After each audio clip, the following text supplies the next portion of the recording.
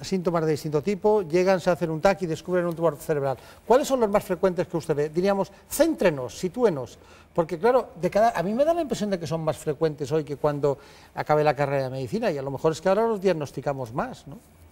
Sí, yo querría decir una cosa para mí muy importante. Cuando me preguntan muchos compañeros, ¿qué es lo más importante que has visto, que has vivido durante todo? Yo digo que es la resonancia. O sea, lo más importante, el desarrollo más importante que hemos tenido los médicos, yo creo que es la resonancia. O sea, entonces, para mí, cuando un enfermo puedo verle el cerebro o la columna vertebral dentro de mi especialidad por dentro, me quedo sorprendido. Cosas, como dice el compañero, el doctor Massa, que hemos vivido la época de la angiografía, de la ventriculografía, la aneumoencefalografía, que lo único que sabíamos es si el tumor estaba a la derecha o a la izquierda, o si estaba más alto o más bajo.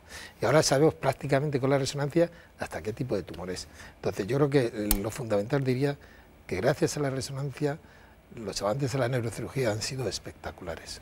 Resonancia magnética abierta y cerrada, abierta en aquellas personas que tienen obesidad, o los niños que les inquieta mucho entrar en una cerrada, o resonancia magnética abierta también en aquellas personas que tienen claustrofobia. Miren, doctor, eso le voy a contar una historia que a mí me parece apasionante.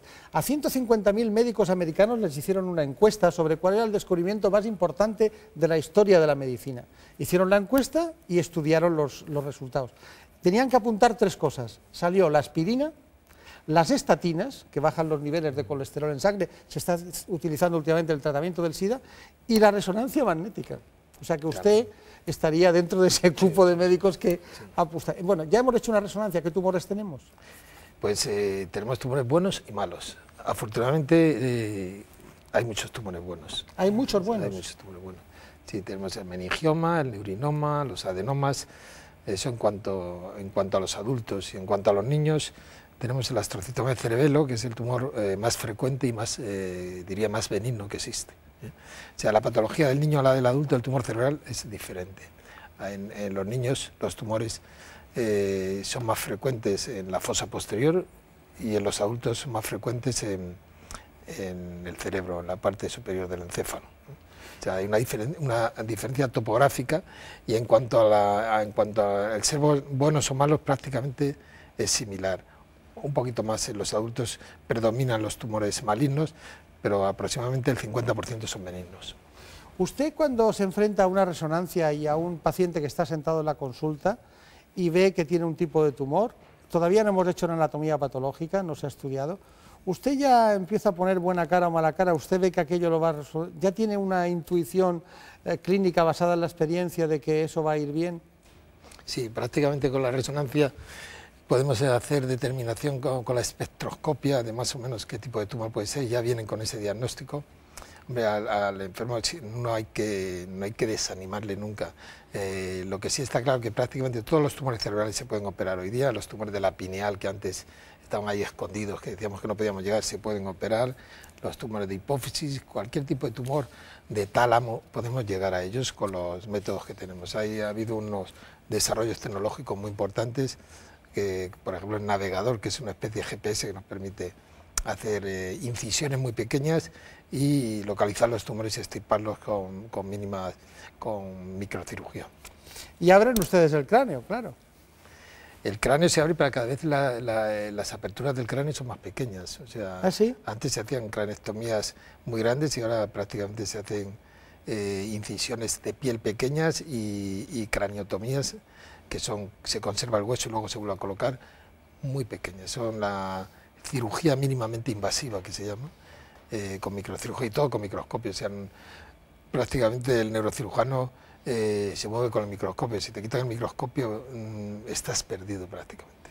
Bueno, yo tengo una gran admiración por su especialidad, aparte de los que hacen trasplantes, porque la cirugía en general hoy en día, con todas las tecnologías, pues resulta bastante, la indicación precisa, un buen tratamiento se soluciona, pero claro, cuando estamos hablando del territorio cerebral, hay problemas entre lo que es el cerebro que se puede lesionar y el cerebro que hay que quitar porque tiene patología, el tumor, es decir, ¿cómo hacen que no queden parálisis o trastornos secundarios? ¿Cómo actúan ustedes ahí? Bueno, tenemos 2 métodos fundamentales. Uno es la resonancia funcional, que podemos saber a través de cuando se está haciendo una resonancia, le dice, por ejemplo, a la paciente, mueva usted la mano.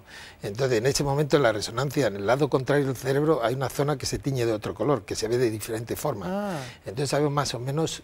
¿Tienen que meter contrastes ustedes? Se mete contraste, el gadolinio, que se llama.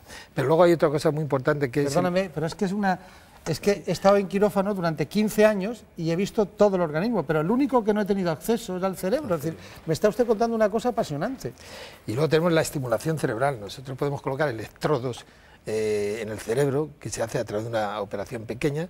Esos electrodos llevan un número cada uno y nosotros podemos mapear el cerebro. Por ejemplo, si colocamos un electrodo en la zona del lenguaje y estimulamos esa zona y le suprimimos el lenguaje, sabemos que debajo del electrodo 12, por ejemplo, está la zona del habla. ¿Qué hacemos con estos? ¿Qué hacemos con estos? Increíble, ¿no?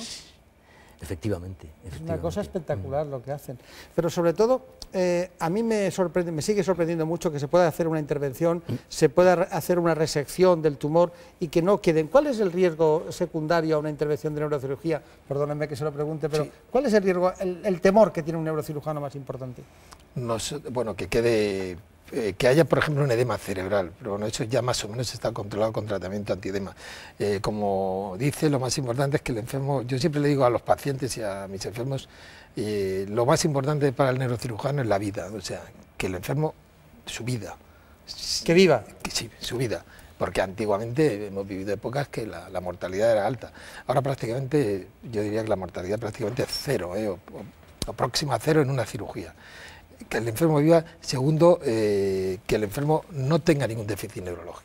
O sea, nosotros queremos sacar al enfermo totalmente sin déficit normal, neurológico, que mueva las manos, que mueva las piernas, que mueva los ojos y que hable, todo. Y el tercero, que lo podamos resecar entero. O sea, que el tercer punto sería resecarlo entero. Se pueden resecar entero, en la mayoría de los casos se puede resecar entero, sí. Claro.